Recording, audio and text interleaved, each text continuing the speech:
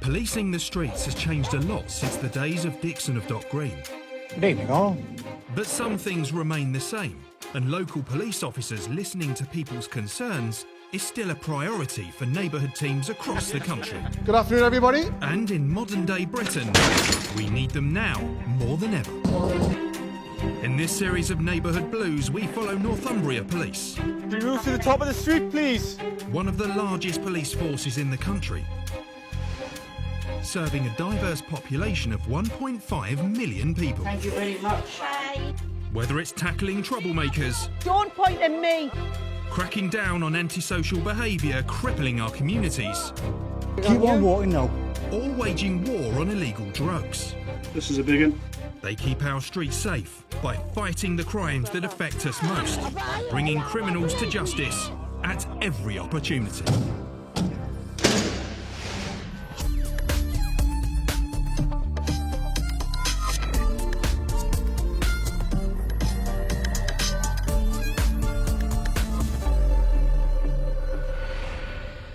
On today's Neighbourhood Blues, a violent assault You need to go to the hospital, pal. leads to a citywide manhunt.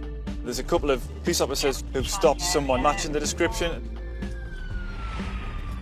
The neighbourhood team raced to help security guards apprehend a known shoplifter. He's been a bit aggressive with the security staff, so I'm not sure if he's caused some problems. And there's an emotional reunion at the Sunderland Air Show. Come here. There's a hug. Oh. You all right? Don't cry.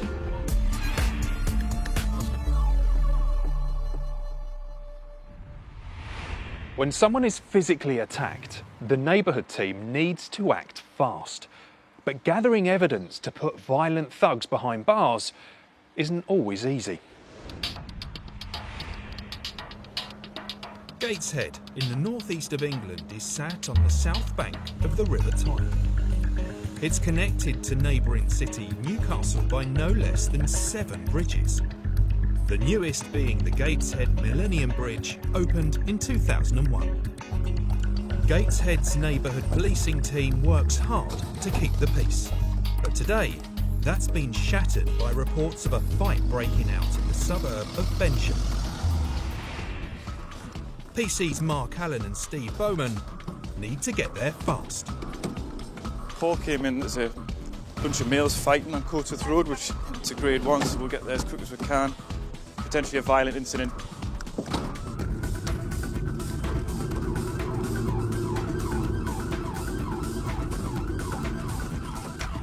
Paramedics are already on scene and tell Mark and Steve that one of the men has been seriously injured but is refusing medical treatment. Yeah. Yeah. There's a woman over there, witness this. Is he just walking up? Yeah, but he needs to go hospital. Right, we'll just get him stopped. Hey fella, you alright? You alright, man?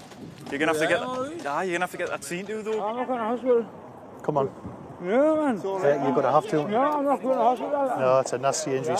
Listen, you need to go to the hospital, pal. No, I don't. Listen, you haven't got a choice. No, how is it not nasty? No, it is. Take it from me, it's wide open. It's not me. The man is badly hurt and is bleeding Walk profusely. back up here with it to the van with Despite us, his shocking all right? injuries, he doesn't want to go to the hospital or even walk get up to into the the ambulance with ambulance. Why? I don't want to go there. I know, but you need looked at. Just walk over here. Yeah, man. Will you stop from coming to please? I will, alright. The man What's the reluctantly matter? agrees Right, to be well, yeah, treated pretty by the much. paramedics. Good lad. Have a seat. Let's get that looked at, eh? What's happened? No.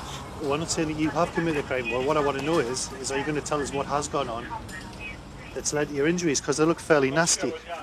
We've managed to get this lad in the back of the ambulance. Obviously, he's very reluctant to do so. I don't know why. He's got a really serious head injury. He could potentially die, I suppose. So we'll see what witnesses have seen here.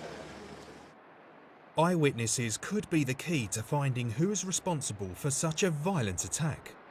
So Mark goes to talk to 2 women who may have seen what happened. You witnessed what happened, didn't you? Yeah, I was sat in the car and I seen it. I ran up to the save off. I ran out. Yeah, a couple of workmen. And I put first aid on him. So just Lovely. for him, start feeding him.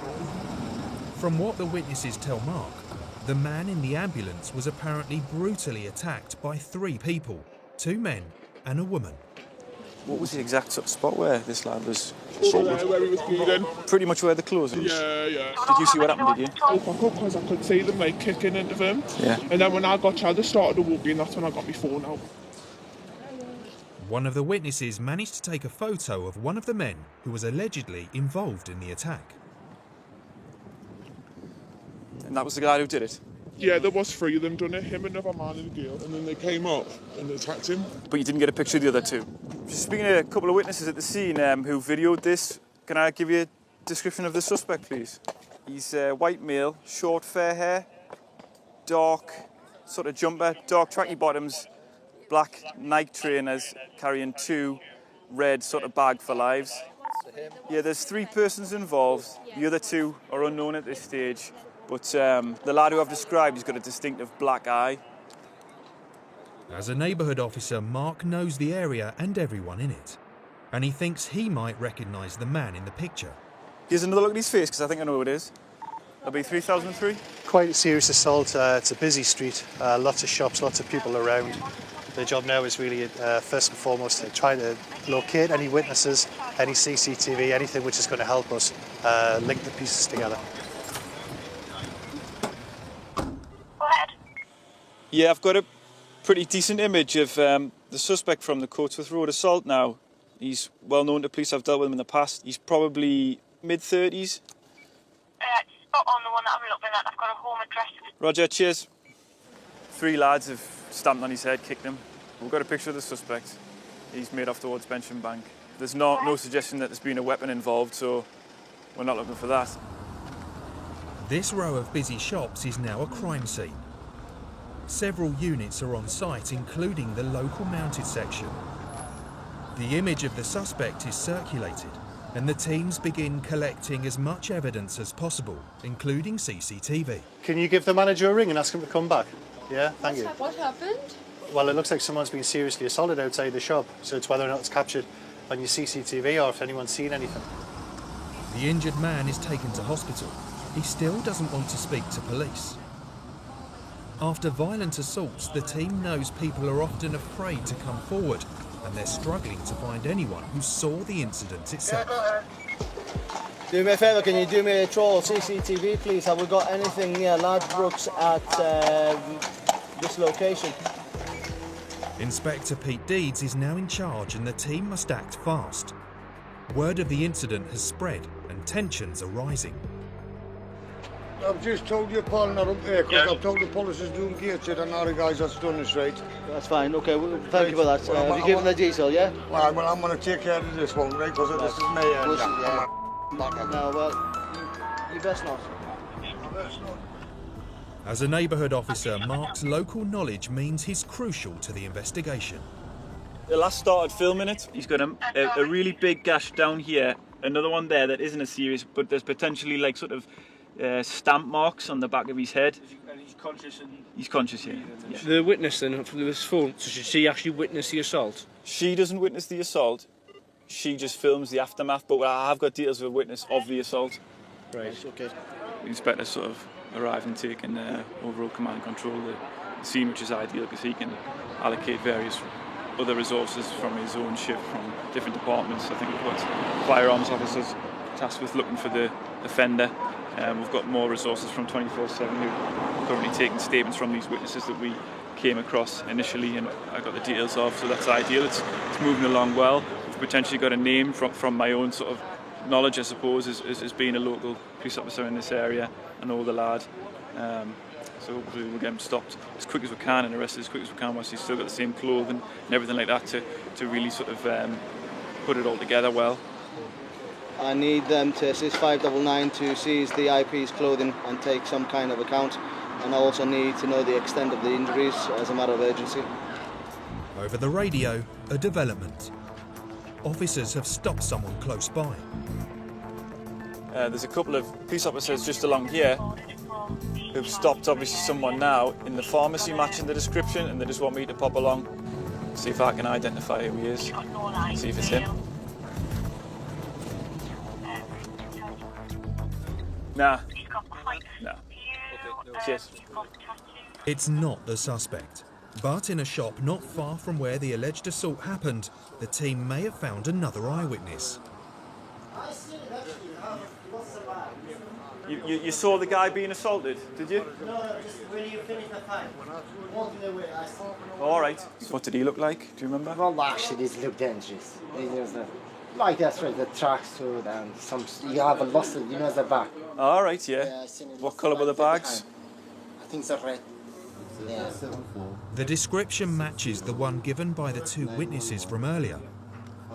But the man didn't see the actual assault, just the suspect walking away. If they do manage to arrest the man, they'll need better evidence than this to charge him. Our cameras from the station say that this male at 1451 was at Tesco's on Cotswold Road. All right, guys. So I don't know if you want to nip down there and see what CCTV they've got there. Do you know him, this male? Yeah. You do? Yeah. Right. So maybe that'll give you even a clearer picture and sort of reaffirm what we believe that he's the offender. So far, the search for CCTV and more eyewitnesses is proving fruitless. Mark has been in physical contact with the victim, so he can't go on the hunt for the suspect, as there's a risk of cross-contaminating any forensic evidence. Yeah, and I'm going to go along to Tesco in light of what cameras just said there and see what footage we've got in there. All right.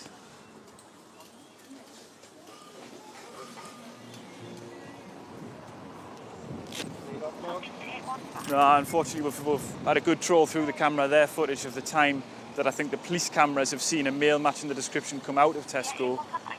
But they've got a camera right outside the door here, and that male doesn't seem to pass, so unfortunately not. The other half of the team's going to go and try and locate him. Obviously, me and Steve can't, and the cops who are at the scene can't, just with sort of forensic issues and cross-contamination, things like that. So they'll get together and try some addresses for him. The Neighbourhood team has done all it can at the crime scene, but it knows the investigation is in trouble unless it can find stronger evidence. Everything relies on finding the man in the photo. Find out later if they can track him down.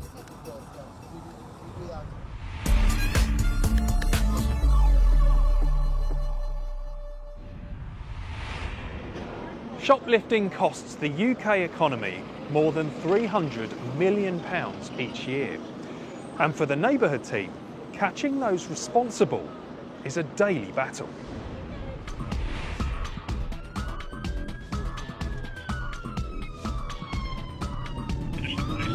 Neighbourhood officers Louise Page and Jordan Sharp are blue lighting it to a retail park in Sunderland. A man is wrestling with security after allegedly being caught shoplifting. Just going to B&Q for a male detained for shoplifting. He's been a bit aggressive with the security staff, so I'm not sure if he's caused some problems.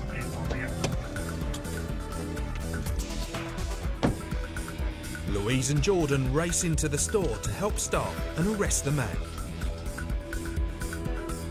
What's going on?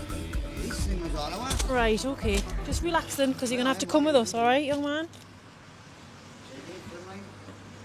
The man had been restrained by several guards, but had given up the fight by the time Louise and Jordan arrived. Before heading into the store to find out what happened and collect any CCTV evidence, they take him back to the car to cool off. Right, have yourself a little seat in there, all right? Just get your other leg in there, please, young man. I'll just open this. Just stay on this side, if as much as you can. All right.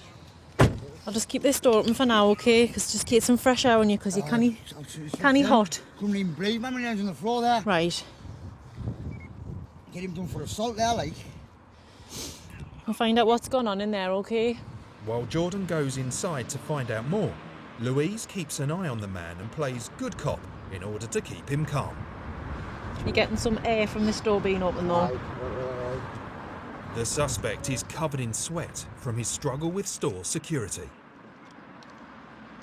Can you do us a person check, please, on this male from B&Q? Louise tries to confirm the man's identity. You got any middle name? Inside, store staff confirms that the man was seen shoplifting on CCTV and kicked off when they tried to stop him at the door. I'm just going to close this door 1 second, speak to my colleague, okay? What's happened in there? Basically just went in straight to the CCTV bit, hid one down his pants, one in his bag. Just straight up to it? Yeah. Then he's left and the store's challenged him and that's why he's kicked off. Right. Louise and Jordan will examine the CCTV back in custody, but the testimony of store staff is enough to place the man under arrest. Obviously, based on what the store detectives have told us, you understand you're under arrest on suspicion of theft at the minute, all right? So I have to caution you, it's 7:30. We'll take you to the police station and get you sorted out, all right? Obviously, we need to do the relevant inquiries, take a statement and everything, and then we'll get you interviewed, all right? I think he's all right. I think he's calmed down. I think he's going to be okay with us. I think it was more just with the security staff obviously wanting to get away. But now that he's detained by us, I don't think it's going to cause us any problems.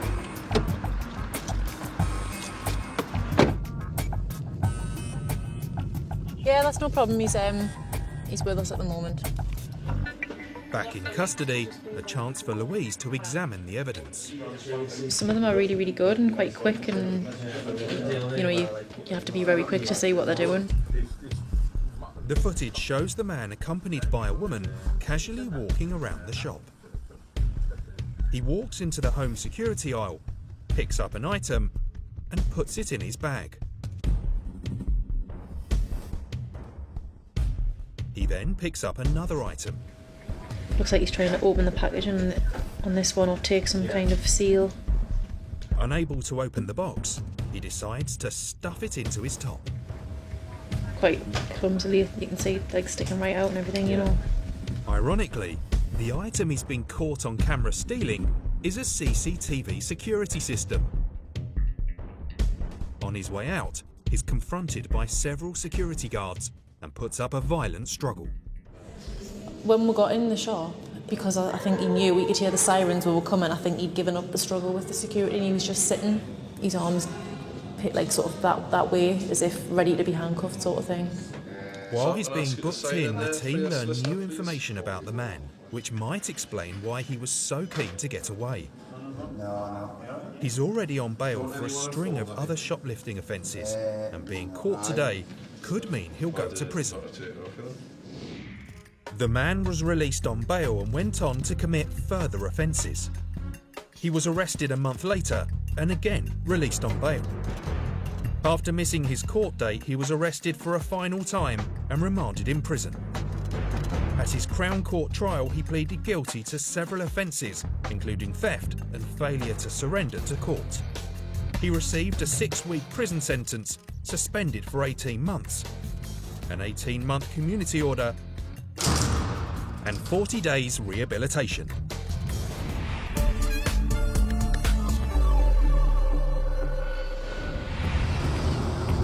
In Gateshead, the Neighbourhood team is investigating a violent assault which took place in broad daylight in front of a busy row of shops. You all right? I'm not going to hospital. Come on. Yeah, man. Good lad. The victim, who suffered serious cuts to his head and face, was immediately taken to hospital, but is refusing to cooperate with police and doesn't want to press charges. Nonetheless, the police are trying to find his attackers. You witnessed what happened, didn't you? Yeah, I was sitting in the car and I seen it. I ran up to where the save enough, I ran out. Yeah, first aid on it. PC Mark Allen has a photo of a man they believe to be involved in the attack. I've got a pretty decent image of the suspect from the Coatsworth Road assault now. He's well known to police, I've dealt with him in the past. He's probably mid-30s. Without a statement from the victim, the investigation is in trouble. And Mark's work at the crime scene means he can't be involved in the search for the suspect because there's a risk of cross-contaminating any forensic evidence the team gathers. So now his colleagues Jed Foster and Brian Simpson are on the hunt for the man in the photo who may or may not be involved in the incident.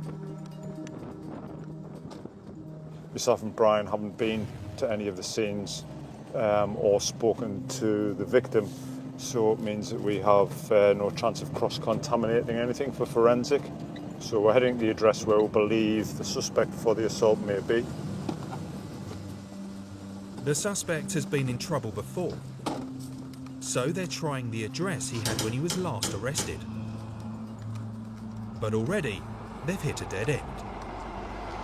The windows and everything, they're all perspex. There's a Gateshead council sign in the window as well. So we're thinking of other addresses and other areas where it might be about. But we'll have to come up with another plan, I think. Next stop, a family member's house. But as Brian and Jed approach the house, Sergeant David Orr has spotted the suspect heading away from the property.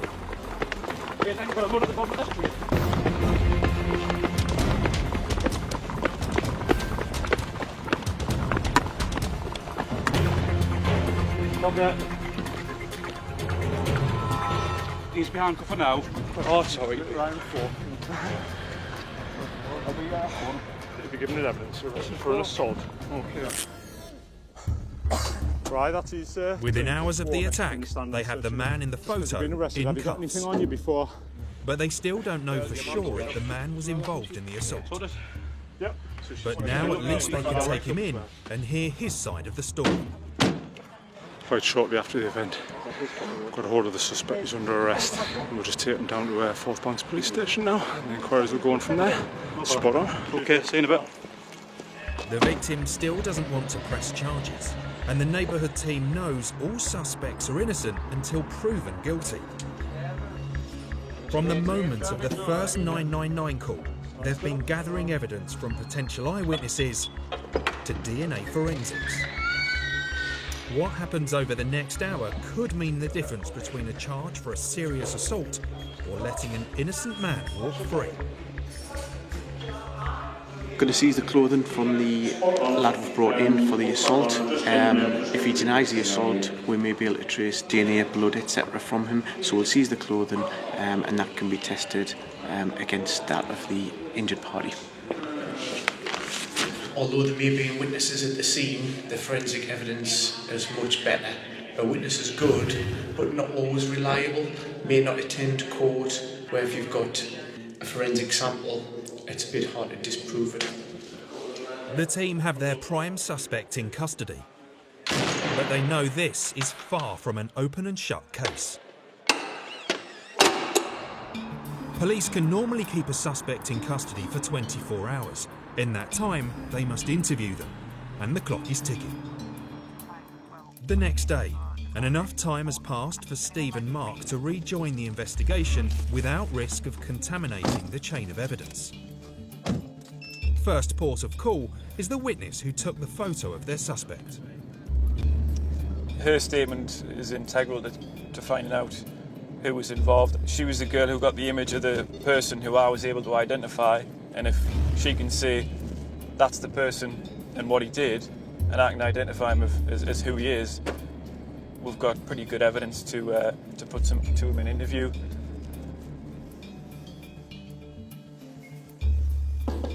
There doesn't appear to be anyone home.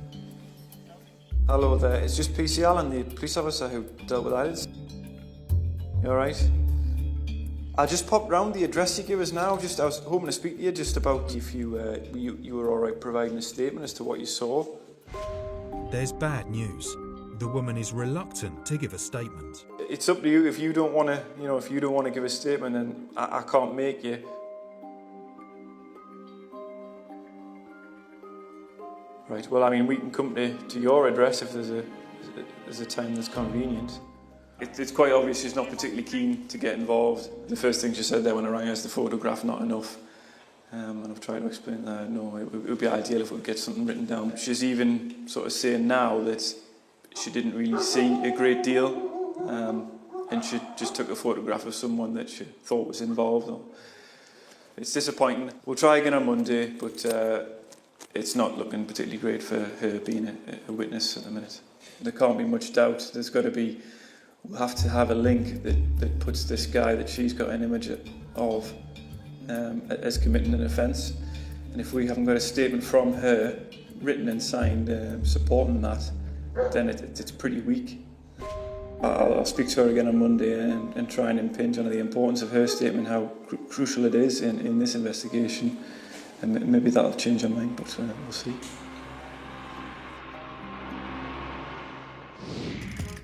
Without a statement from the victim or a witness, the team had little to present the suspect in custody. The CID decided there wasn't enough evidence to charge the man, so no further action was taken and he was later released.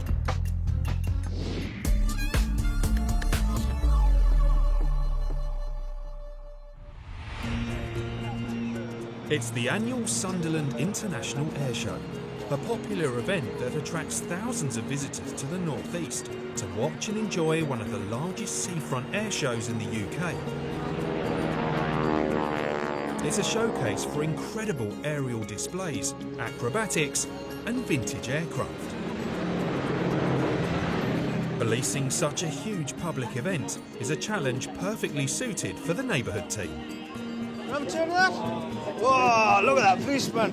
PC Neil Overton has helped police the event many times over the airshow's 29 years.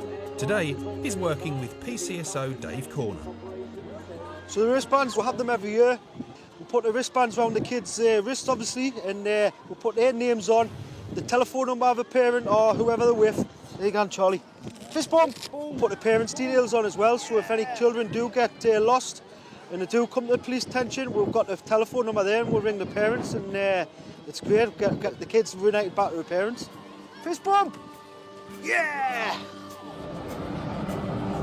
The air show is predominantly a family attraction. With thousands of youngsters arriving by the hour, Neil knows just how easy children can get lost in the large crowd. A child issued with a wristband earlier in the day has already been reunited with her mother. You alright? Come here, give us a hug. Oh, you alright? Don't cry. Because you got your wristband on, haven't you? See? So we would have seen you and had the wristband and would have found your mum. Well done. Good girl. Well done. On days like this, the Neighbourhood team's role is about keeping people safe and helping the public, however they can. Young child, she had a wristband on, came to see the police, which is what they tell them when we put the bands on. If you get lost, look for a policeman, come and see a policeman, and we'll reunite them with the parents. It has been affected, as you just seen there. It's the team's job to ensure families can have a good time without being affected by antisocial behaviour. And with plenty of youngsters turning up without their parents, the team is always on the lookout for underage drinking. There's a young girl in the bushes urinating in a public place. You doing round there? You have been urinating around there. Seen you in the bushes. Your pants round your ankles, man. You committed an offence there in a public place, all right? So what I'm going to do is, I'm going to issue you a dispersal notice, all right? Are you from around this area? Yeah. Have you been drinking? Yeah? How old are you? 16. Dave, have you got a dispersal notice? Can you give this girl one as well? A dispersal notice gives Neighbourhood police teams powers to tackle antisocial behaviour, allowing officers to move groups of people on who are causing a nuisance. The two teenagers are now banned from the event for the next 24 hours. Just walk away. Thank you. Keeping troublesome teens in check means everyone else can enjoy the show without experiencing antisocial behaviour. But it's not long before Neil is approached by security about a group of teenagers causing trouble at a fairground on the promenade. What's going on? You won't even listen. No, wait, right? We went on the ride, right? We paid $2.50, It's the same group of girls from earlier, without the two who've been given a dispersal. What's happening with the ride? One of them is complaining her ride was stopped too passed early out on the ride, and so is the demanding a ride was refund. coming to an end anyway. So they had to stop the ride. Shut up! Just let's speak this lad. Stop the ride as it was finishing anyway. Security tells Neil the ride was stopped because one of the girls, who he suspects has been drinking, passed out. When they refused to leave, security alerted the police. Right, away, get out of the park. Move out of the park now. Neil gives the group a final chance. Get out or get locked up. We weren't taking any notice to security and, we've asked them to leave. Keep an eye on them. If we see them again, we'll be getting a dispersal notice to get out of the area. The air show is coming to a close and the crowds are leaving, but for the Neighbourhood team, the work continues.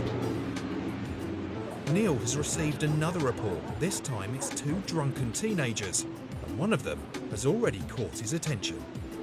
There's a young girl, looked like she's spending a penny. Pull your pants up, man. Sit down. The teenagers have clearly been drinking heavily, and one of the girls can hardly stand. What's your name? Where are you from? How much you had to drink? Not much. Do you think that's appropriate doing that, what you've done? Not really, is it? Sit down. Sit down. Okay, well, I'm standing there because you just weed on the floor. Despite one of the girls relieving herself in public, Neil is more concerned about their safety and their ability to get home. Will your mum come down for you? Yeah? So I'll give your mum a call, all right? We'll get your mum down. Come pick you up. Stop swearing. Stop your swearing now. Stop swearing. It's not a laughing matter. Just sit down. Sit. As Neil tries his best to help the teenagers. Sit down. What we need to make sure, right, is your safety, all right?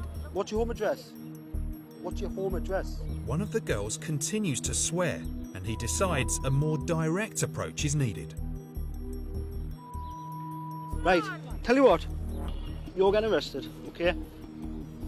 Drunk and disorderly, okay? I'm going to caution you, you don't have to say anything, but may harm your defence if you do not mention one question, so in court, anything you do say may be given in evidence, okay?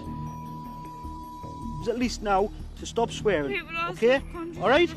Okay? I'll be 20,000.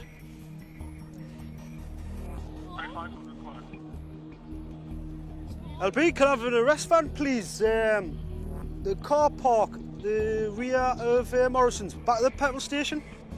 Right. Dave, bring our bag. Dave, come with me. Yeah, 25. Despite being arrested, the drunk girl continues to swear and ignores Neil's attempts to calm her down. Stop, you're still swearing.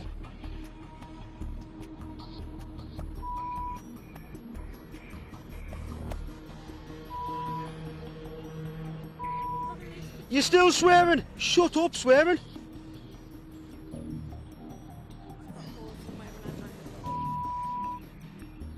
Put in the back of the van, we'll keep an eye on her. Just come in the back of the van. Watch your head when you get up. With one of the drunk girls safely placed in the back of the police van, Neil now turns his attention to her friend. Who's that on the phone? My dad. Give us the phone and speak to Dad. It's police officer, right? What's your dad's name? Hello mate, it's PC Neil Overton here. Neil wants to make sure the father gets the full story. All right. Aye. So you understand what's going on? Right, mate, obviously I didn't want to leave it down here without being so drunk. Our mate's been shouting and swearing, so she's been locked up for drunk and disorderly. I've spoken to your dad, right? He says you're going to be in big trouble. I'm giving you dispersal notice now to leave this locality. Basically, it means that you're not to come back down here, show, okay? This is in place for 48 hours, all right? So basically, you spoil your chances of coming back tomorrow and Sunday, all right? Because of doing that, all right? And I'll be putting a note on this that I've stopped you and I've spoke to you, all right? Okay? Yeah, I'm really sorry. Having given the dispersal notice, Neil still needs to make sure the drunk girl leaves the site safely. Luckily, her friends have turned up and agreed to take her home. But basically, it's such a danger, isn't it? The young kids, they're getting in that state and they don't know what they're doing. Anyone could come around and get a hold of them. Our message is we're not tolerating it as a police. I tell you, that's the type of stuff we tackle, the antisocial behaviour, and the kids starting to drink alcohol and take drugs. It's a no-no. It's not happening. The girl arrested later admitted being drunk and disorderly and attended an alcohol misuse workshop. Over the 3-day event, 500,000 visitors attended the show. Northumbria Police gave out a total of 146 dispersal notices in the same month.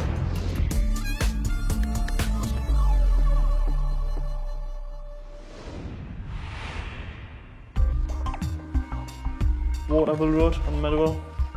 The criminal court system lies at the heart of law and order in the UK. Once someone's been arrested, and taken to custody, they're either charged or released depending on the evidence the police have gathered. Almost 90,000 magistrates' warrants are issued every year for people who fail to turn up for court. And it's neighbourhood officers like Mick Page who help bring them to book.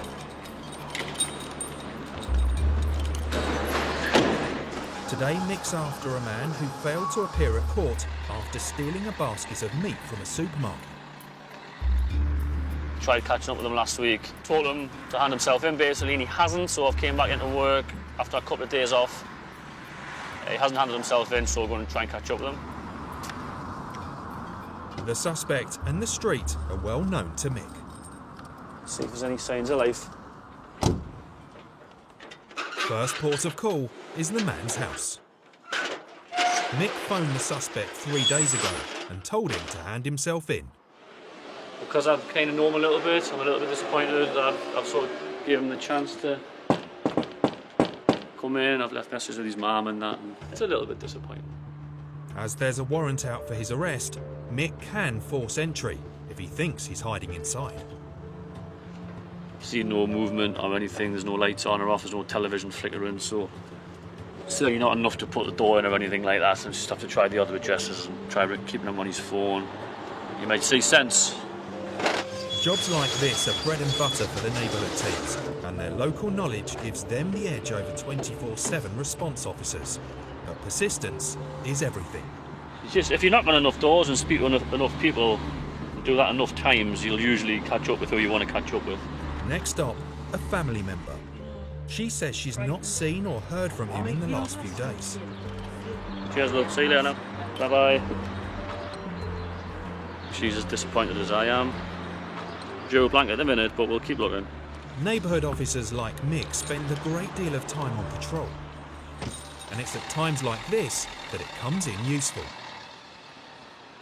And the local community in general are good sources, you know. We try to have that rapport with people, just friendly, doing a job. You know, if you talk to people nicely, they'll sometimes give you that little bit of information that they might not necessarily know that you need, but they'll just fill in that little gap. It's always worth speaking to people and just getting your little community contact, you know. Right on cue, Mick bumps into a neighbour of the suspect. You saw him yesterday? He knows his man is still local like, and probably hasn't gone to ground. Do you know, neighbour, mate? Thanks very much. It's nice to be in a place where people will talk to you. There's some places I've worked where they'd rather not. But yeah, Hendon's canny for that. They're nice people. Mick decides to take another trip to the man's house to see if he's returned. And as he passes by the rear of the property... Will he put that down? He spies a familiar face. The fella there in his backyard fixing his bike. Hello, son. You alright? What's happened? Oh, what, did you hear us knocking this morning? Yeah. Tired? Sleepy? Aye. It would appear the man was home earlier, but was in bed. Aye. I'm just worried that the longer we leave it, mate, the less chance you are of getting seen today, and it's going to be an all day. The man is going in one way or the other, even if he doesn't know it yet. Especially after standing up the magistrate once already. I just know I've gone down to Scotland. Because you'll be about an hour tops. Why does that need to go to daylight? For all the flats orders coming, to me lift. Mick won't let him bargain for more time. We'll need to get it sorted, mate. Right, I'll put this away, I'll be phone inside. Okay, mate. Mick's approach has paid off. He agrees to postpone his trip to the scrapyard and accompany Mick to the station. You got everything you need? Yeah. He'll be booked in where he'll wait for the next available slot for his case to be heard in court. Just in there, mate. This will usually happen the same day, but with all the delay, it could mean he faces a night in the cells. This just makes it worse. Not appearing at court makes the police and the courts think that you're just taking the mick. Mick knows there'll be plenty more failure to appear warrants coming his way. Okay, mate. But at least this suspect now has no way of dodging his day in front of the magistrate. I did say to him, hand yourself in. and if you don't, I'll come looking for you again. So he's obviously, he's took that whichever way he's took it, and he's just been going about his business waiting for me to knock on him again. The man appeared before magistrates in the morning and was convicted of theft.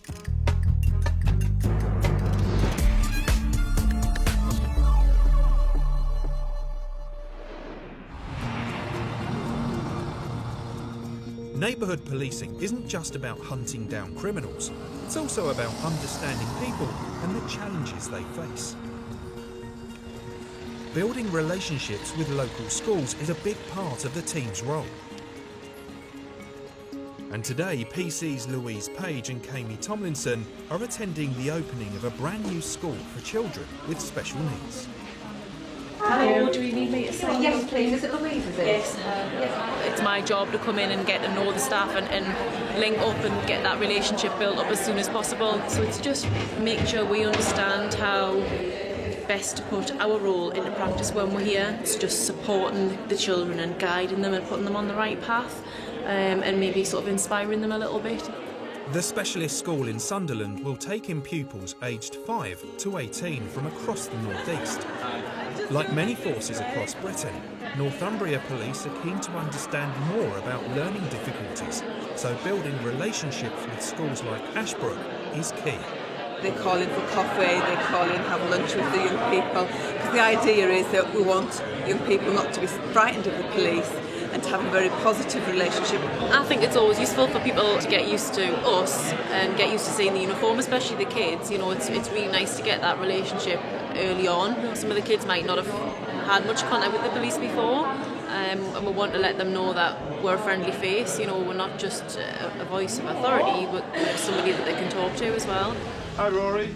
Joining the Neighbourhood team is the ADHD Foundation's patron, comedian Rory Bremner, who was recently diagnosed with attention deficit hyperactivity disorder. Rory knows why the Neighbourhood team's support is so important on days like this. It's brilliant to see the police here at a school like this, because if you think about it, something like 30% of the prison population, 30% of young offenders are diagnosably ADHD.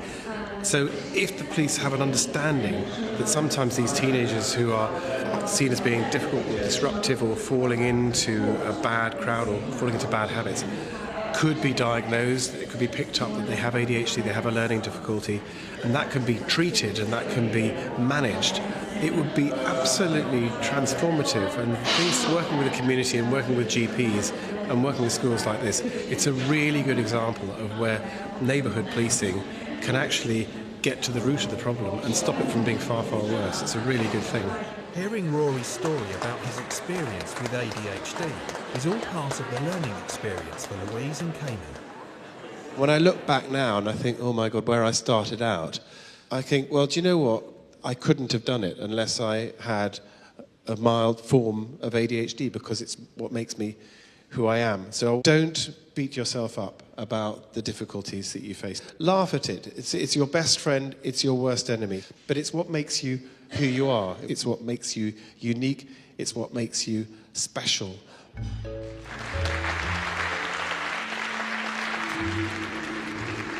Today's visit is an opportunity to show that the Neighbourhood team is doing all it can to understand life with a learning difficulty. And what better way to spread the word than posting a photo with a celeb on the team's Twitter page. Me and Kami are going to try and be sort of celeb spotters and go and try and have a little picture with Rory. We can put it out on our Twitter feed to see what we've been doing here, which we do like to do, tell everybody what we're up to. But he's been absolutely brilliant, so I'd love to have a picture taken with him.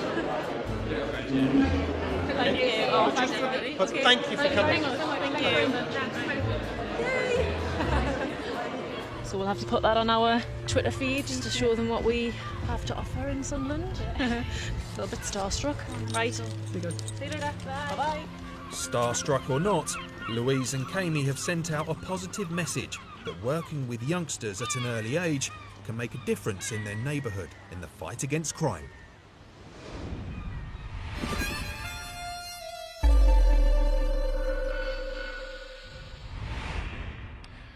School visits are just one way for the police to get to know the people they're looking after. And relationships like these help them to be better police officers. See you next time.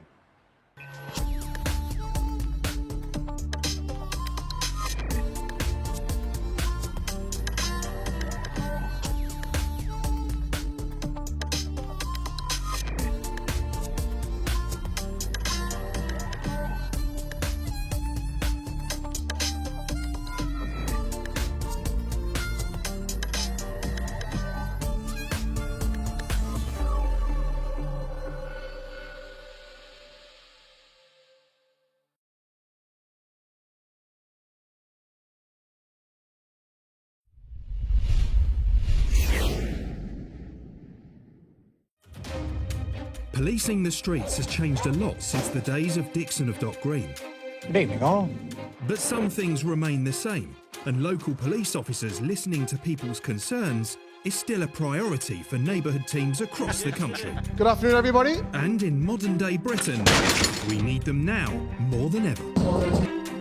In this series of Neighbourhood Blues, we follow Northumbria Police. Can you move to the top of the street, please? One of the largest police forces in the country, serving a diverse population of 1.5 million people. Thank you very much. Bye. Whether it's tackling troublemakers, Don't point at me. cracking down on antisocial behaviour crippling our communities, Keep on walking now. or waging war on illegal drugs. This is a big one. They keep our streets safe by fighting the crimes that affect us most, bringing criminals to justice at every opportunity.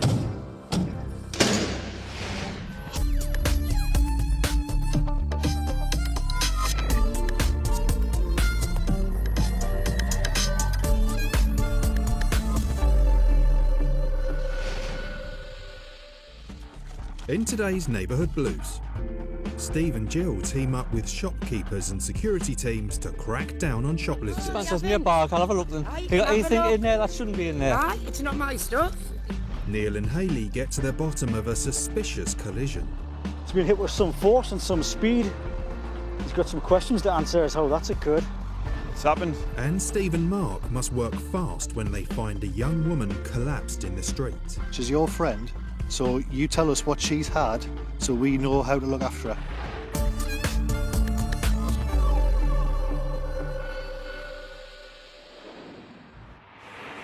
It's a shocking statistic, but 40% of people convicted of shoplifting re-offend within a year of their first offence. So it's no wonder that the neighbourhood teams based in and around high streets and retail parks are constantly battling to keep on top of the problem.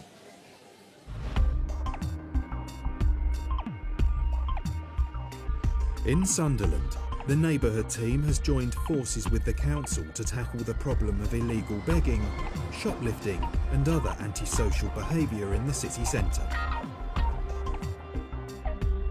In a bid to clamp down on persistent shoplifters, officers Steve Stringer and Jill Calvert have set up Shopwatch, a scheme which brings together local businesses, retail managers and security staff to share information on known criminals. Today, they are holding one of their monthly meetings in the city centre. Right, morning, welcome to the July Shopwatch meeting. First on the hit list of criminals is a prolific shoplifter known to target large department stores. Which has really got out of control. Asda, a TV worth £350, B&M Pallions, candles, Marks and Spencer's, we dealt with that, just stole baby clothing, £124. Wilko's 14th of June, Alan? She just come in and went to the blade section, selected them straight away, flung them in a tin foil bag and went up straight out the side door. Then we just waited for her the next day. She come back, done exactly the same, £63 worth of blades straight in a bag. For small businesses struggling to keep afloat, shoplifting can have a major impact on profits. The monthly Shopwatch meetings are essential for identifying the worst offenders. Basically what Shopwatch is a way for businesses to work together to catch people who are shoplifting. The businesses in the city centre work together to ensure if someone isn't caught in their premises, they're certainly caught in the next one. And ultimately we want to reduce crime in the city centre. You get to identify who's around town, who's stealing from certain places, certain areas, getting names to put faces on CCTV and we can always know who's wanted for what, so it's good to look out for. In addition to Shopwatch, the Neighbourhood team has been given new powers called Public Spaces Protection Orders to issue fines to beggars in the city centre. The officers are in constant communication with security teams who use CCTV to spot and follow their regulars and direct Steve and Jill to where they are. One's obviously the police radio and one is the Shopwatch radio, which is a link between the retailers and the Bridges Shopping Centre security and the Civic Centre security. It's very important because people are getting passed on over here, known shoplifters, known people are causing antisocial behaviour, beggars. New public spaces protection orders mean beggars and troublemakers can be given hefty fines if they don't leave the city centre. This is your first warning. If you're seen again begging or anything like that, you'll be given a £70 fine, okay? Okay, that's It's just a not long warning for before now. security spots another man on CCTV begging outside a shop. He's another beggar, regular beggar who's come back to the town centre here. You see he's not begging, but he clearly is. I want to speak to him, get him moved on. However, I'm going to give you a PSPO warning ticket, alright? I'm being reasonable, I'm going to give you a warning today. It's clear what you're doing. I've had previous years, I warned you 3 days ago, alright? Next time I catch you doing it, you get a £75 fine. Reluctantly, the man agrees to move on. I've given them as a PSPO in place in the city centre, public space protection order, with one of the prohibitions being not to beg in the town centre. Clearly he's put himself in a position to beg. I've given him on the first instance a warning, so I'll tell the Civic Centre now, who'll keep the record, that he's been given a warning. When he does it after this again, in the city centre, he'll get a £75 fine. No sooner have Steve and Jill dealt with one job than another comes over the radio. A shoplifter identified during the Shopwatch meeting has been caught on camera stealing from a nearby shopping centre. She's been thrown out this way, and Jill's driving round to try and beat us to it. Whiskey one, where's Shad? Just inside the door, where you want to come in. Come in the corner. Huh? As Steve enters the mall, he immediately spots the suspect heading in the other direction.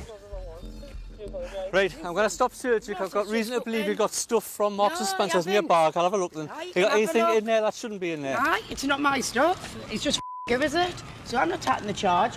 The police have woman just took claims us she through was the given town the because bag it's by falling in her his arm boyfriend. now. Dumped that Thankfully, bag, the team Grace, has the and I was eyes just and ready to ears get of rid of it. It's now Shopwatch to do to with me, so I'm not taking the cross-reference her charge. alibi. And the police have just brought it. Right. Marksy said that you've been... No, they you've been haven't. stuff They're from talking because I haven't. I've got information that it's you, But it's not me. Inside the bag, He's wanted, Jill finds right? over So he's £50 dumped that worth with of me and he's baby took clothes. off. That's now to do with me, that stuff. With you, I could believe Aye, anything. I know, but Jill, I can't be getting locked up. I've got too much going on, like. Will you come and sit in the van for 2 minutes while we Aye, sort it of out? course I will. Yeah. I'm sick of this, me, like. No! Can't do enough, man. The bag of clothes is enough evidence to make an arrest. But Jill offers the woman an alternative to being put in the cell. You know what we're like. Right. Well, I'm going to ask you to come in as voluntary attendant. No, I'm not coming in as voluntary attendant. No. No, you get locked I'm up not for bothered that. to get in the van. I've done no wrong, man. I want to go home. Man, no. I want you to go home. Well, I want to go home now. I didn't want to I want you to... No. I want you to go home now. No. The team is reluctant to arrest her, taking up valuable patrol time. So they want her to come in voluntarily instead. I'm not locking you up now. I don't want you to come Well, in then now. I'll come I in want you to if come I- in next week. Aye, well, Is that's that all what right? Aye. I just want to go. Take a breath. All right. We'll know you. All right. The woman finally agrees to I'm come in ready for next him to week for come in next questioning. week. Sunday, next week. All right. Look after yourself. She's going to attend as a voluntary attender on Sunday, and we'll interview her, and then if we've got the evidence, we'll just summons her to court. As the woman heads coming in on home, Sunday. Steve and Jill are Voluntary joined attender. by the security guard who spotted her stealing on CCTV. Did you see her leave, did you? Seen her come in on the footage. I didn't see her come in. It was over the radio. Right. I come out the elevator. She looks at us. She got 2 items. Puts them back. Goes straight out. Come downstairs. I went. You're not bored. Right. Did you have this black bag with her? She did. You did. Was there anybody else with her? No, she was on her own. Obviously, we found the stolen items on her. She's given some cotton bull story that her boyfriend's given her it. The stolen baby clothes will be returned to the store later, but not before they are taken back to the police station and logged as evidence. She seems to have been on the bulletins every month for months now. Yes, and although the security guard hasn't met before, he recognised her from her photographs. There you go, shop watch photos work. Pass the information round and it all comes to light. Right, where we're going now? Let's see.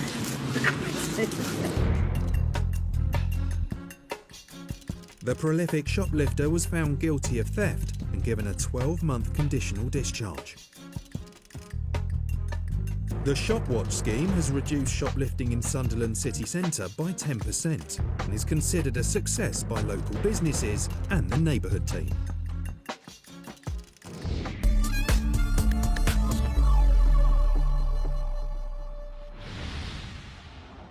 A nightmare neighbour living on your doorstep can make life a misery. Thankfully, the Neighbourhood teams work hard to deal with antisocial behaviour wherever they find it.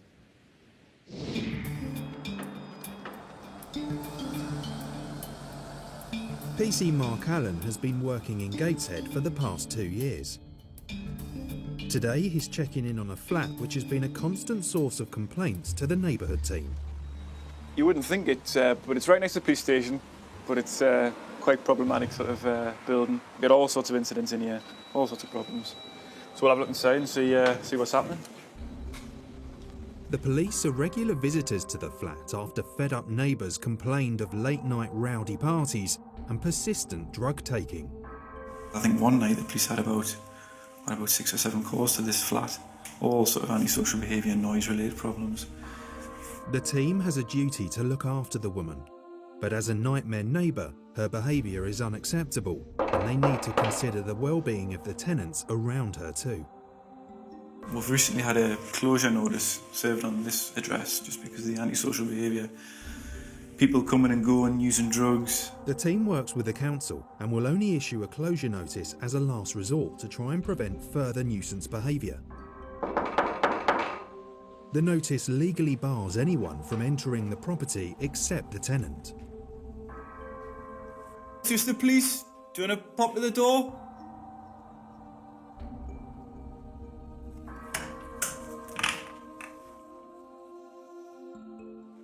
Just the police. Just popping in, your front door's wide open. The door is unlocked, and that's half the problem. Anyone can use the flat, causing misery for the neighbours. Now Mark wants to see if there's any evidence of this. There's drugs paraphernalia about. It's an absolute mess. Even people who don't necessarily live here are using this place to use drugs, to drink, and to cause the neighbours absolute hell. So we'll see if we can't get it locked up again so no one else can get in. Someone who's been using the address has left the door on the catch so people can just come and go as they please. So that's it secured there now. Should be. Champion. The information I've got about that place, that there's Class A drugs being used on a regular basis in there. There could have been someone unconscious, injured, in need of medical assistance. So we've got the power there to go inside, check that there's anyone in there, check if they need any help, and then to certainly secure the premises. With the flat now secure, Mark joins his colleague Steve Bowman to search for the tenant and warn her that she's breaking the rules of her agreement. The woman is well known to the team and regularly seen drinking around the town centre. It's not long before they find her. Oh, here we go. Hello. Hello. Are you still at? Yes. Is anyone else getting in? Something. A load of them. You know they're not allowed, don't you? Yes, but I can't do a damn thing about it. Have you been staying at your mum's or anything? I've been seeing my mum. Well, I think that's a good idea. Do you get on with her? Oh, well, you burns there and everything. All right. Anytime you need to call us, you can do, okay? Even though there's been a notice and everything, we're just not taking any notice. Call us if people try and get in, like you should have done, or completely avoid the situation, stay at your mum's, just remove the risk completely. I'll leave you be then. Thank you. See you later. Mark has some sympathy for the woman, but little patience for the misery she and her friends are causing to the neighbourhood. As neighbourhood officers, it's absolutely at the top of our priorities. She's a drug user, but it seemed to be that she was being taken advantage of by people who knew it was a little place that could come to and congregate. And yeah, so we've dealt with, hopefully, the issue of vulnerability by stopping people or trying to stop people going there, and also we're dealing with the antisocial behaviour and trying to make the residents who live there, and there are plenty of decent residents who live around, make their lives somewhat better by solving that problem. Whilst the woman has agreed to stay somewhere else for now, Mark and Steve suspect it won't be the end of the disruption. Find out later if they can help bring an end to the problem.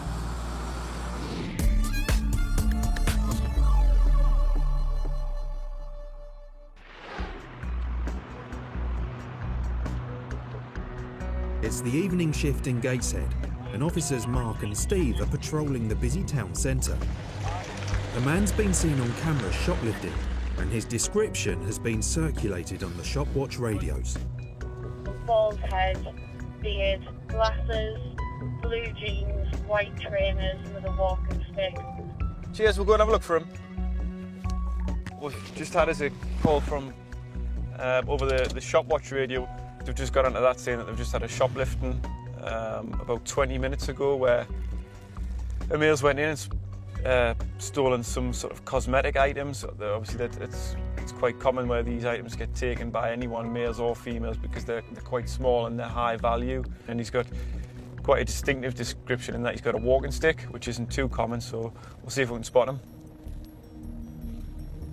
The theft took place 20 minutes ago, so Mark and Steve head to the bus station. So in 20 minutes he could obviously be long gone outside the town centre.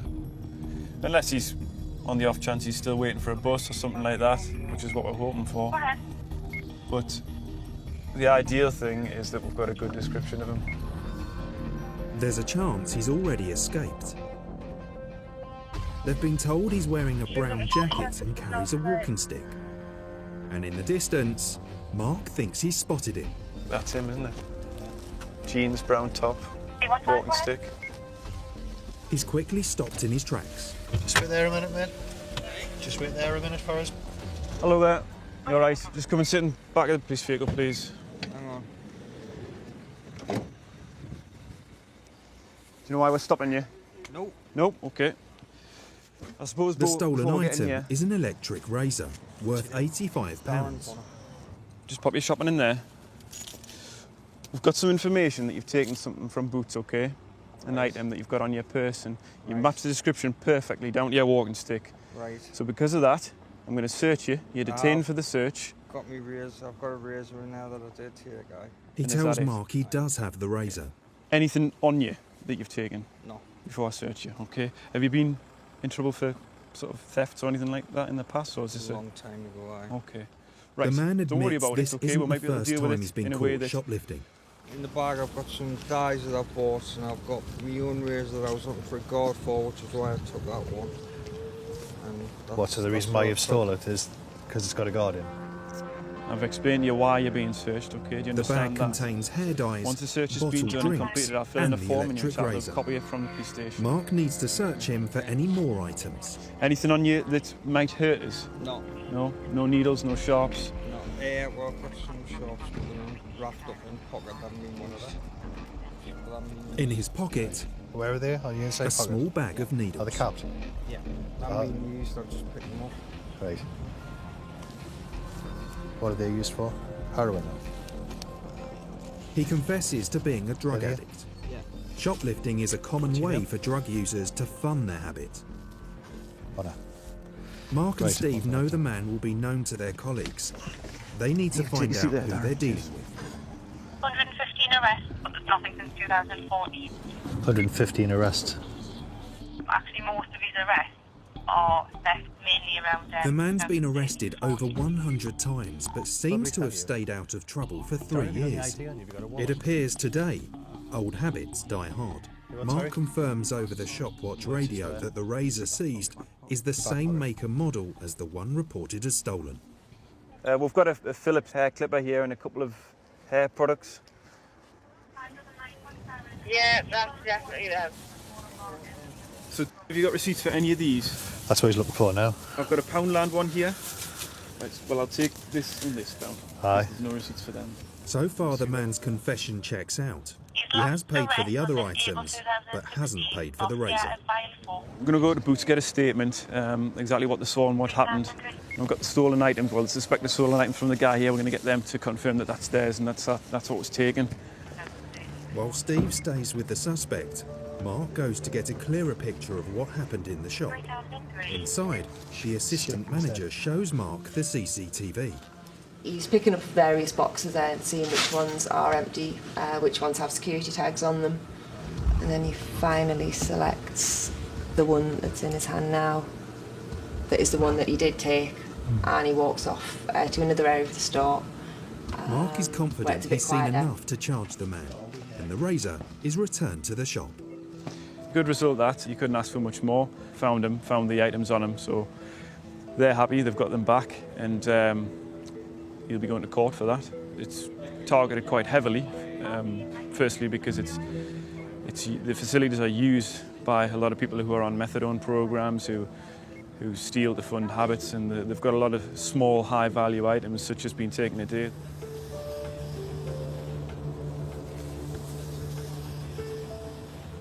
I think how we're going to deal with you is we're going to run you up to the police station up at Gateshead, okay? You're not under arrest, okay? But we're going to take you in voluntarily and ask you some questions based on what's happened here this afternoon, okay? Because we carry the radio, we're alerted to it straight away. We've come to the end of the street and he's literally walked straight onto us. He clearly knows what he's done is wrong. He's quite remorseful in what he's saying, but he'll have to go to court and face the consequences of what he's done.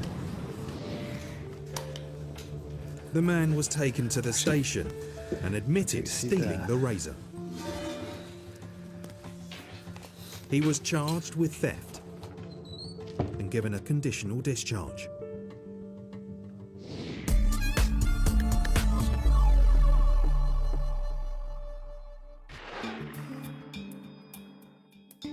In Gateshead, Mark and Steve have been dealing with a woman whose flat has been a source of constant antisocial misery for her neighbours.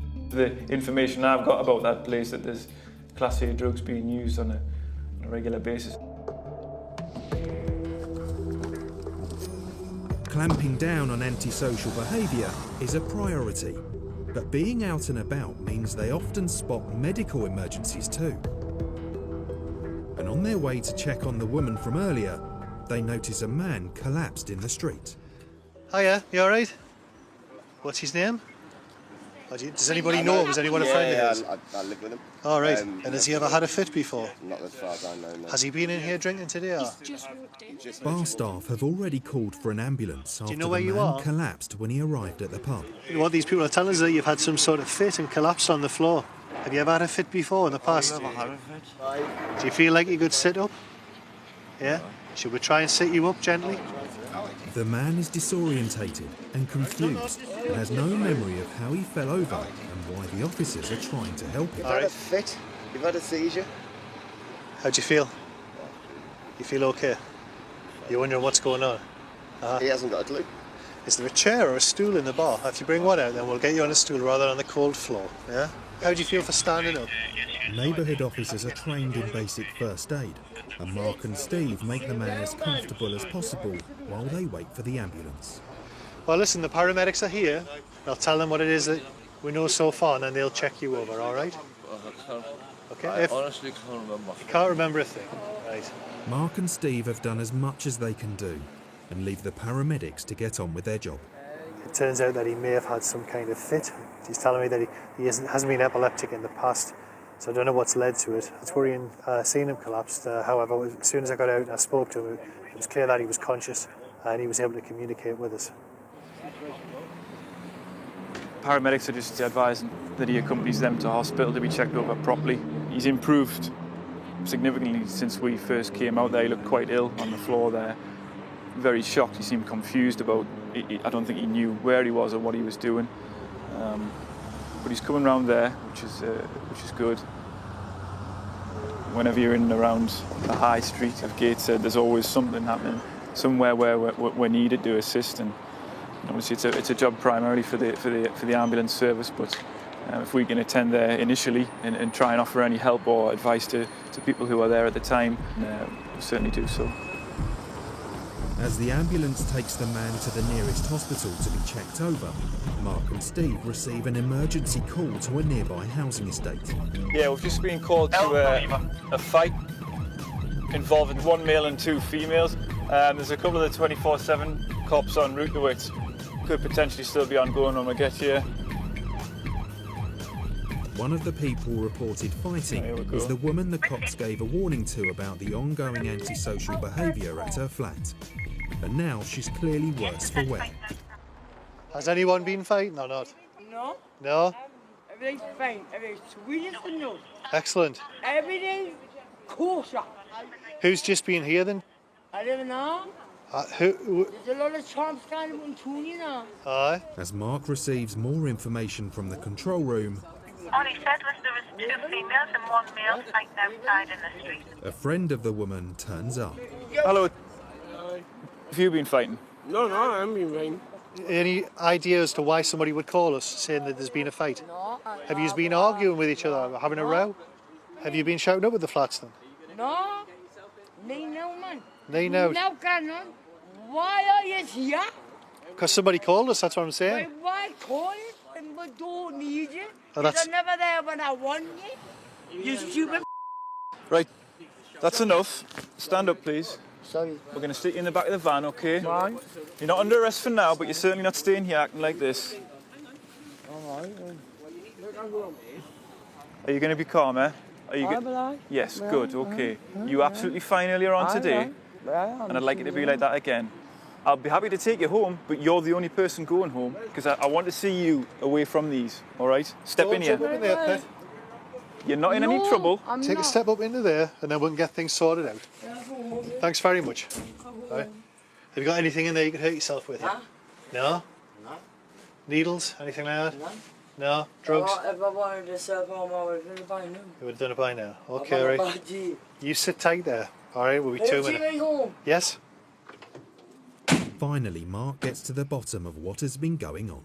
We've just had a quick word with the caller there, and I don't think it's actually been physical fighting. I think there's been some heated argument going on between these lots. So I think if we were to leave, although she hasn't committed any criminal offences now, it doesn't seem. If we were to leave her here, there potentially would be. It's the centre of all things that are problematic around here, so we'll take her out, take her away from it.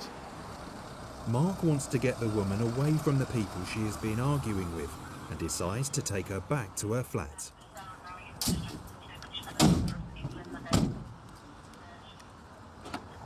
I hope there's no one in here, mind. Are you quite sure there's no one, or you're not sure? I'm not sure, because I've been back since... Yeah, I'm just with a collapsed field and Spencer's on the high street. Why am I getting the paper and from him and I'm away? Just run the lad through. You know the rules. Aye, well, they shouldn't know the rules, but they didn't, did they? Both Mark and the neighbours have had enough of the antisocial behaviour. If the woman continues to allow people into the flat, she could face eviction. Before we go in, and I have to deal with anyone who's in there, and we'll tell you now, okay, you're staying in here for the rest of the night, okay, and no one else is coming in. I'll be back in about an hour or two, and if there's anyone in here, they'll be getting locked up, and you'll be getting locked up, okay? Right. It's as simple as that.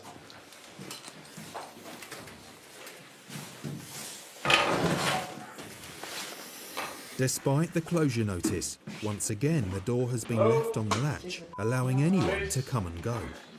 Champion, no one's in. All right. You know the score. I but Have a what's to seat. say that they're not going to come back? Lock the door. No one else has got keys for it, haven't they not? Lock the door. So that should solve it completely. How did I just boot that door in? Well, because The you've lock left. is Well, done in. I'll tell you how you've booted the door in. Because it's open on the catch. No much. There you go. How very well. Now it'll lock. Try your foot. That's locked. Bye. Bye.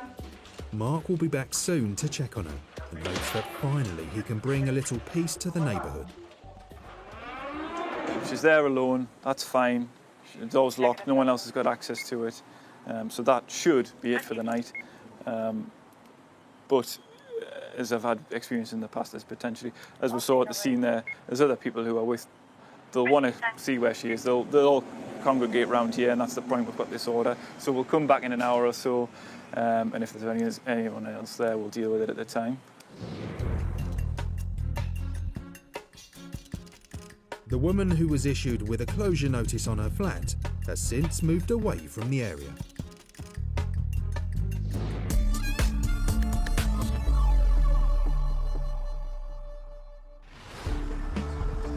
Still to come, Neil and Hayley investigate a collision at rush hour. Road rage is the general term that would cover something like this. And Mark is forced to get tough with a woman after her friend is found collapsed in the street.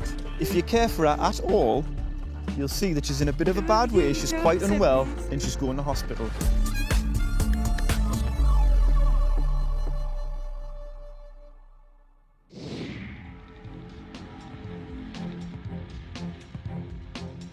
In Newcastle, PC's Neil Johnson and Hayley Douglas have had a call to a job nearby. Yeah, I'll be at 992. He's booked us on the Zulu Hotel Tango, please. We're travelling to that one. Yeah, no problem. Are you really, are you? Yes, yes. We're off to a report of an incident not far from here, a few miles away.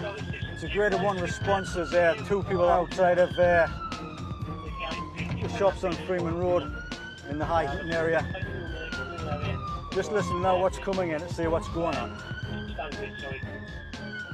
Reports suggest tempers at the scene are reaching boiling point, so getting there quickly is vital.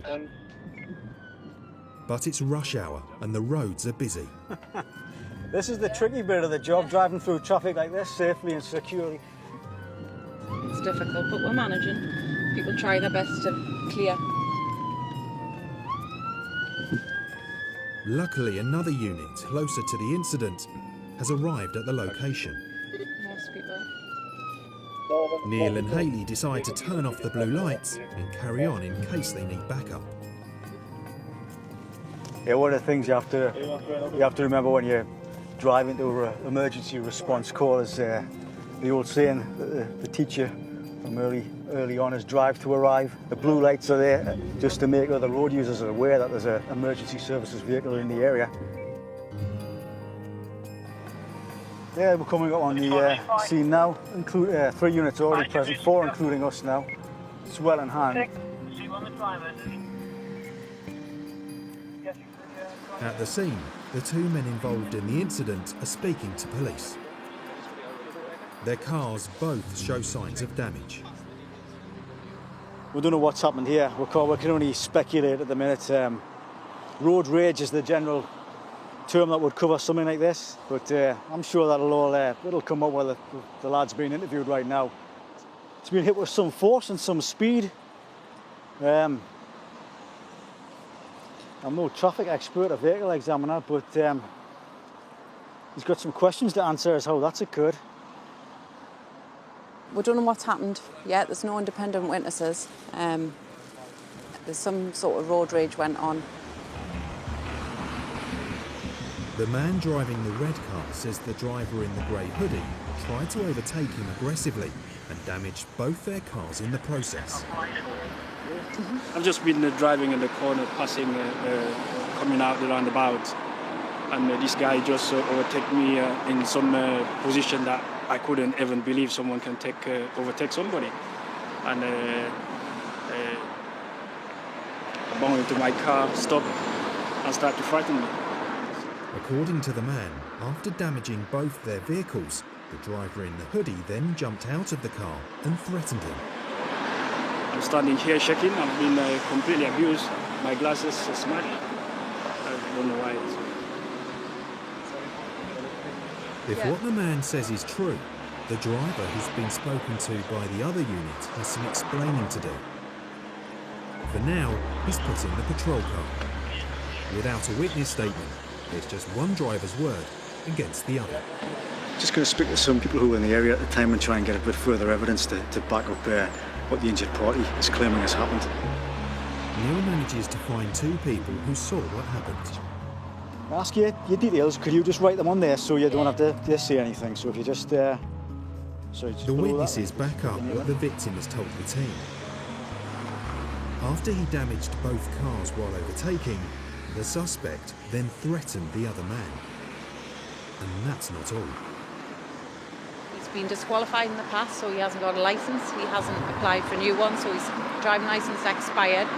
Therefore, he's got no insurance. All insurance is invalid, so he can't drive it. And it shouldn't be on the road, so it's getting uplifted. You can see on the damage to the car where he's tried to overtake this man and pushed the car as he's overtook to make the gentleman in the other car come off the road. And you can see all the red paint from the guy's car where he's obviously pushed him. So the offender's in the vehicle now, arrested. I don't think he'll be driving again anytime soon. The uninsured driver should never have been on the road in the first place. People forget you get behind the wheel of a potentially lethal weapon when you're driving a car. Like I said, when we were responding to the call in the first place to let it drive safely, it's just there's so many potential dangers on the road that you just have to be vigilant at all times. The man was arrested and questioned at the scene. He wasn't charged with dangerous driving, but was found guilty of driving without a licence. For his behaviour after the collision, he was also found guilty of disorderly behaviour, causing harassment for using threatening words. His car was taken away under the Road Traffic Act, and he was fined £92.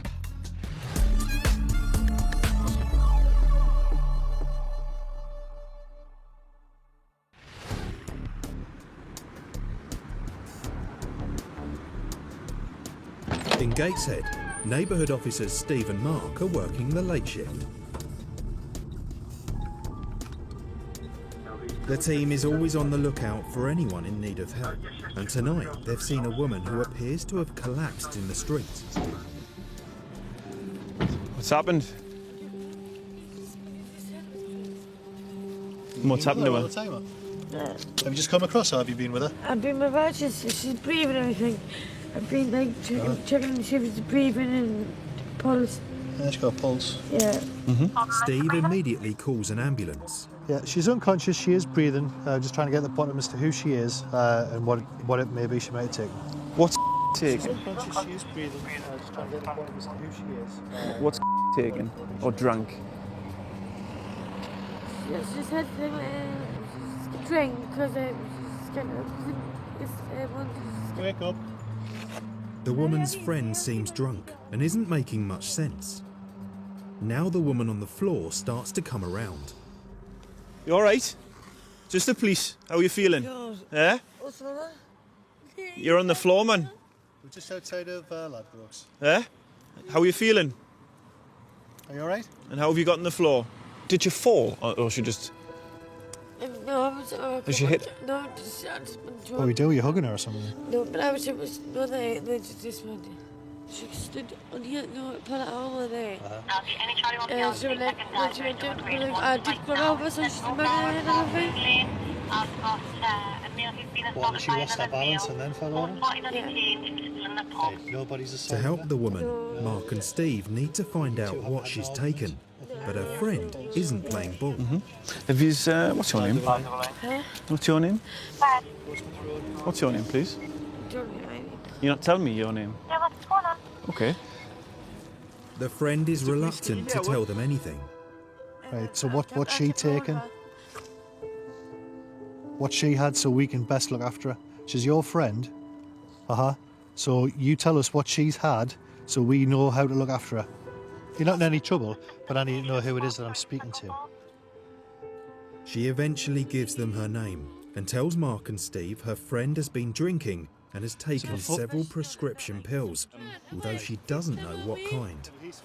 A friend's indicated that she's taken a number of tablets, and we don't know how many, so if I can find some kind of evidence of how many she's taken, that would maybe help the paramedics when they arrive and treat her more appropriately. but it doesn't seem like there's anything. The ambulance arrives and Steve is able to pass on what they've found out so far. Hiya, you alright? When we got here, she's initially making on that she's unconscious. She's rousing, she's talking, and then slipping back away. So. Get your assessed on an ambulance, okay? You don't look alright to me, you're on the floor. Alright, you don't look very vertical at the minute. She's not going to hospital, she said. Well, you're going to have to get yourself checked out, aren't you? You're clearly not very well. Just stand up and leave her be, please. Thank you.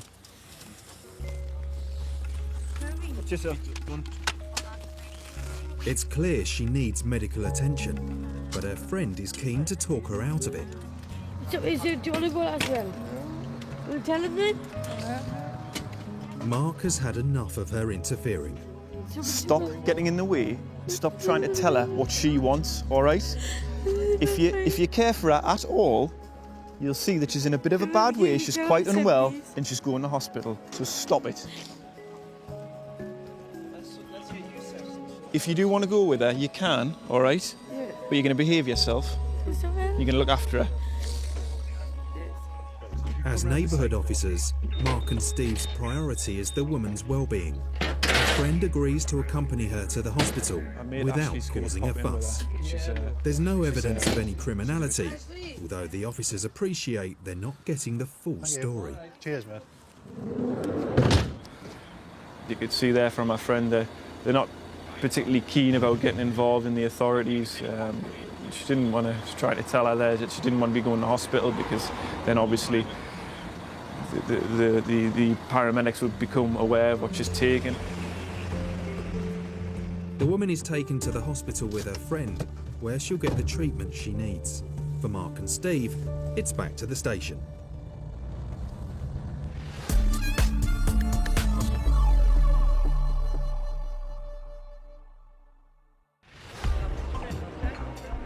At a shopping centre in Sunderland, PC Kevin Hood, aka Hoodie, and PCSO Andy Carr are preparing to offer shoppers some advice on personal safety. We've bought a few crime prevention pieces, so we've got some all-purpose defenders, which is like an attack, personal attack alarm. On here, we've got like a long lanyard, which you can attach to a bag or whatever. Pull that out, and the alarm would go off. So to get people to look around and see what's happening.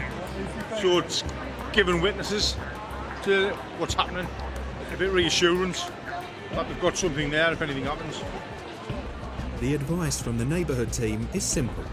To reduce the chances of becoming a victim of crime, don't give criminals an easy opportunity. One end attached to your bag, the other end attached to your person. Somebody tries to take your bag off you.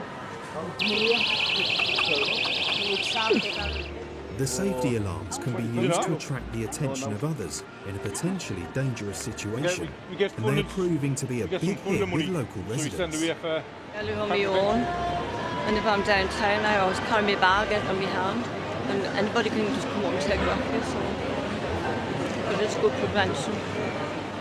And it's not just about preventing crime on the high street. Andy has a clever device for preventing opportunist thieves from entering people's homes. During the summer months, they may leave the door open, let a bit of fresh air come around the house.